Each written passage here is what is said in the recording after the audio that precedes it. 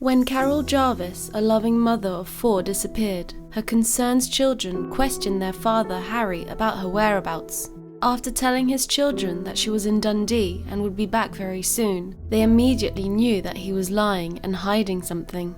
They reported Carol missing to the police, and after getting a search warrant to gain access to the family home, the police made a disturbing discovery, decomposing under the floorboards of the house.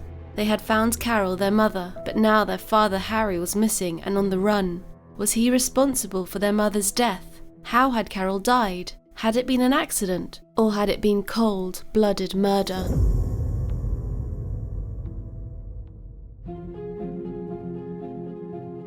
In 1977, 29-year-old bus driver Harry Jarvis met Carol when she was just 15. At the time, her parents did not approve of the relationship due to their 14-year age difference, but Harry had his eyes set on her, and before long they became a couple. Despite the misgivings of Carol's family, the couple moved to Scotland and got married in 1982, and they very quickly started a family. In very quick succession, Carol and Harry had 4 children together. In the next few years, they returned south, where Harry got work as an electrical engineer and then a London bus driver. After falling out with his wider family, Harry decided to return his family back to Scotland, and in 1991, they eventually settled in Bathgate.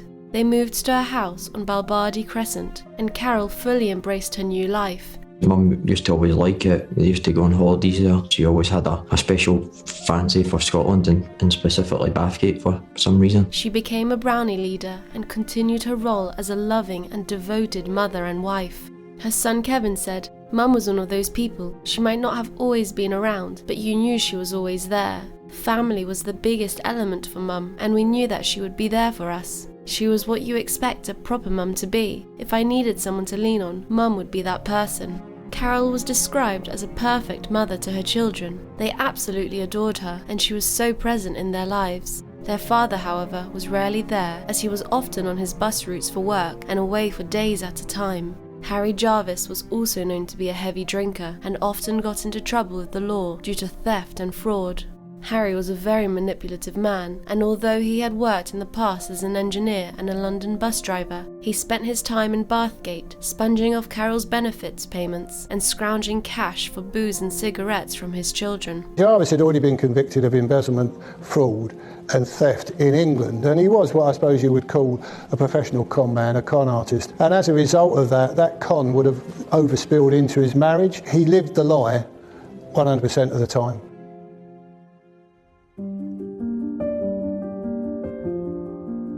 Not only was Carol the best mother to her children, but she was an absolutely devoted wife to her husband. She trusted and loved Harry completely, but behind closed doors, he was being unfaithful to his wife. They were both happy. Carol was happy. The children were happy. Everything's rolling along, perfect family.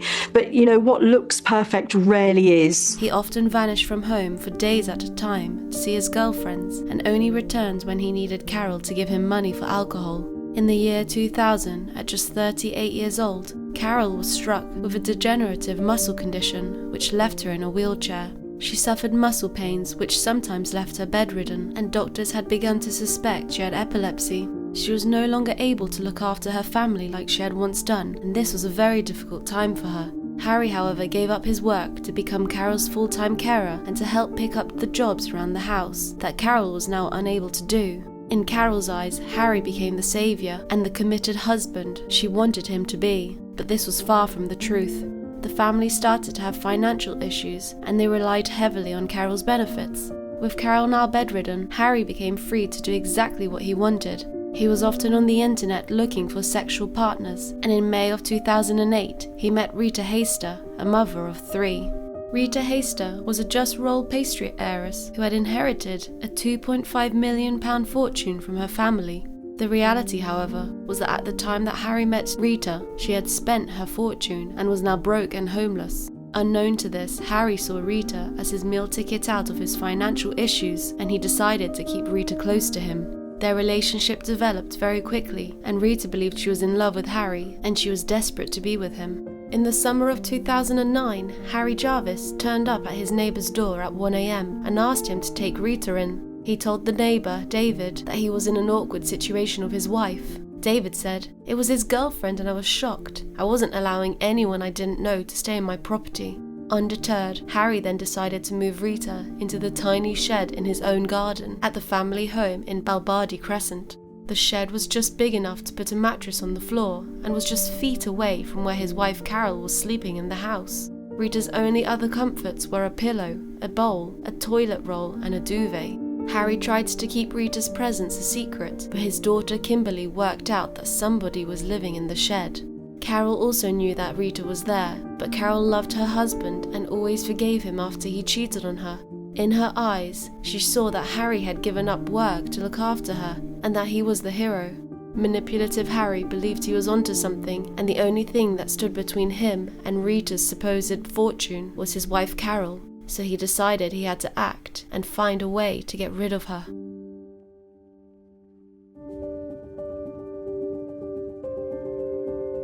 As Carol's carer, Harry had access to all of Carol's medication, and he was in control of how it was administered to her.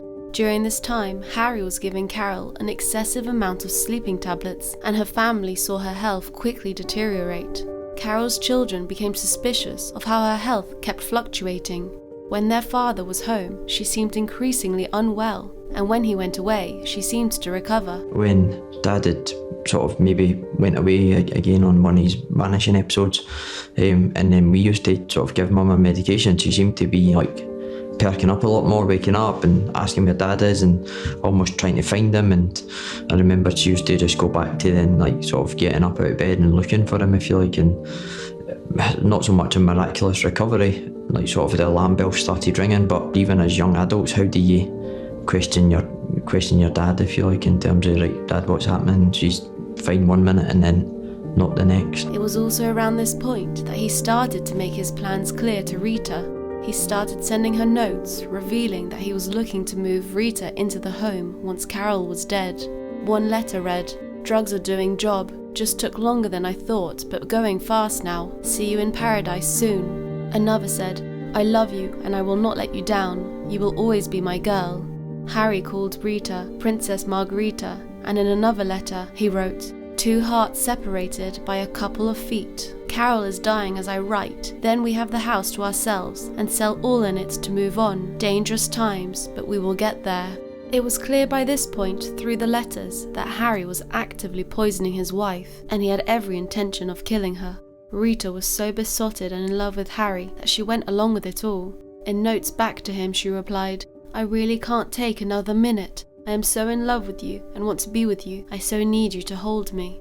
But of course, Harry was more interested in Rita's money. He even bragged to someone in the pub that he was going to bleed her dry. On Friday the 11th of September 2009, Graham Jarvis bumped into his father Harry in town and was struck by his awkward demeanour when he asked how his mother was. A few days later, Kevin Jarvis, another one of the children, called his brother Graham to say that their father had been acting strange and wouldn't let him into the house when he was there. Their father Harry started coming up with bizarre and strange reasons to explain his awkward demeanour.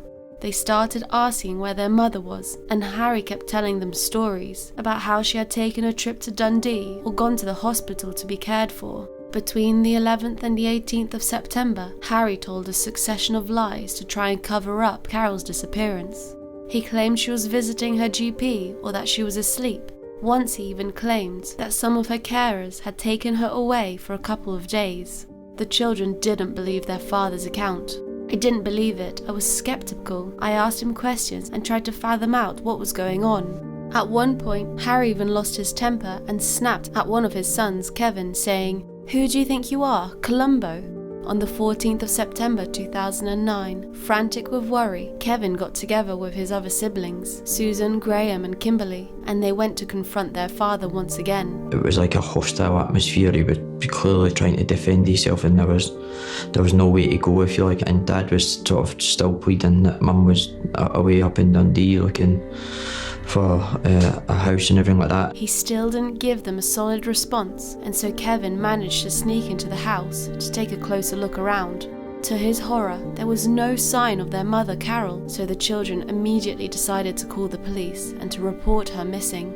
When officers arrived at the house, they found Rita hiding under one of the beds. Harry and Rita bizarrely tried to claim that Rita was Carol, but one of the officers had previously met the real Carol, so knew that this was a lie. Harry Jarvis then changed his story and claimed his wife was staying in Dundee and that he was going to pick her up the next day. The police proceeded to give him 24 hours to produce her, but instead, he fled with Rita to Perth, where they stayed in a bed and breakfast. Police then managed to get a search warrant for the house, and to their horror, they found Carol's body under the floorboards. The space was so small, and Carol's body was found bound with parcel tape and wrapped in a duvet cover. She had been squeezed through a tiny hole and put into the corner of the small space. The space was also filled with a pile of rubbish and old furniture. It was clear that the state she was found in showed the lack of respect towards her.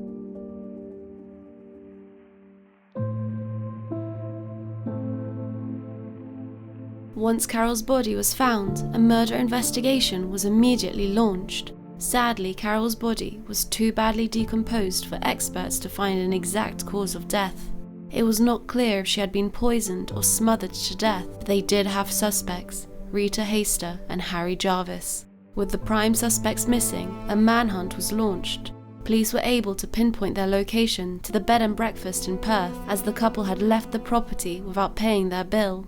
Harry and Rita were found shortly afterwards at a bus station where they were picked up by the police and taken into custody, separated and then interviewed. Harry Jarvis claimed that Carol had suffered a fatal fit during a kinky sex game where she had supposedly asked him to choke her. Harry had then placed her body under the floorboards because he couldn't bear to be without her. His whole explanation for the death of Carol is they were involved in a kinky sex game, that Carol had particular likes and dislikes, and that one of the things that she asked him to do was to choke her in the course of sex with a rubber, I think a red rubber implement. This insensitive claim just showed his lack of respect towards her. He knew this lie would hurt their children and show Carol in a very degrading way. Investigators did not believe these claims, however, but they thought that this may show Carol's true cause of death. They believed that Carol had indeed been strangled by Harry because he was making up a plausible story of why she would have marks on her neck, just in case they came up in the forensic post-mortem. Harry Jarvis pretended to play the role of a loving husband, saying that he treated Carol with nothing but love and respect. He said that once she had died, he had placed her lovingly beneath the floorboards and that he would occasionally go down and lie beside her and spend time with her because he found it difficult to be without her. Investigators knew that Harry was a huge manipulator and would say anything in order to get himself out of trouble. In the other room, Rita Hayster was questioned, and her side of the story was completely different. She claimed that she and Harry were romantically involved and he was always planning to leave his wife. She said that when they ran away to start up a new life, she had no idea that Carol was dead. Despite both of their very different stories, police knew that they were both involved in her death. However, they were facing the issue that there was very little forensic evidence. There was a real worry that there was not even enough evidence to take the case to court. What we did know that she was dead. What we did know she was under the floorboards. What we did know she was trussed up in a blanket and duct tape.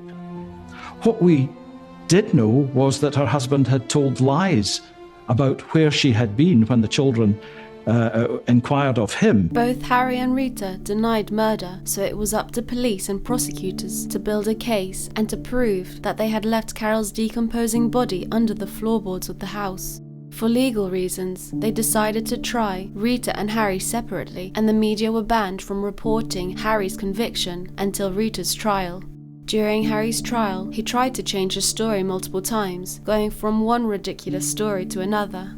Due to the lack of physical evidence and eyewitnesses, it was very difficult for them to build a compelling argument.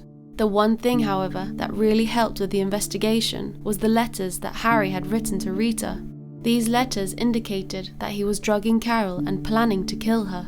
They suggested that Carol's death was imminent, and they helped build a very dramatic picture that was presented to the jury. It helped show that this was not an unfortunate death which had resulted in panicked decisions made by individuals close to the deceased, and rather that this was in fact cold-blooded murder.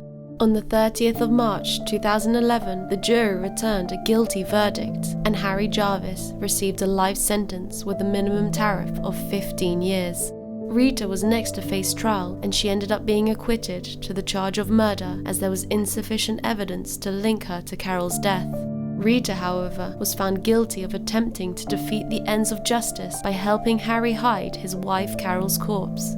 She had initially denied having any contact with Carol Jarvis whatsoever. However, they had some forensic evidence that linked Rita to the parcel tape which had been wrapped around Carol's body. Rita Hayster was sentenced to 4 years and 6 months in prison, and as of today, she has now been released.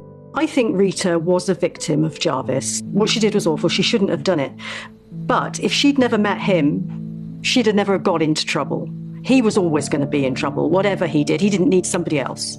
So from that perspective, he wrecked her life. In 2015, the pair planned to marry behind bars, but just a month later, Rita called off the wedding. 2 years later, in 2017, after having served 6 years of his sentence, Harry Jarvis died of heart failure at age 67 at Addywell Prison. He shouldn't have done what he done, so it's a difficult one in terms of how you feel for him. This is such a sad case, and Harry's selfish ways ruined so many lives. Harry Jarvis thought there was something to gain by killing Carol and marrying Rita. Money was the motivating factor here, but ironically, Rita had none. Harry selfishly took the life of his loving wife and robbed their 4 children of their mother, all because he thought this would fix his financial issues. Carol was sick and vulnerable, and Harry took advantage of his wife's love and devotion towards him. She still loved and cared for him, even though the devious drunk had been cheating on her for years. She even tolerated and put up with Harry's infidelity. Their son Kevin said, "They say love is blind. Mum was really in love with Dad, so she would always look for the best in him, that she would have tolerated the fact he spoke to Rita and other women as long as there was a point at which it stopped." Sadly though, greed drove him to kill his helpless wife and dump her body amongst piles of rubbish in a hole under their floorboards. My heart goes out to their 4 children who tragically lost their mother in such a cruel and brutal way.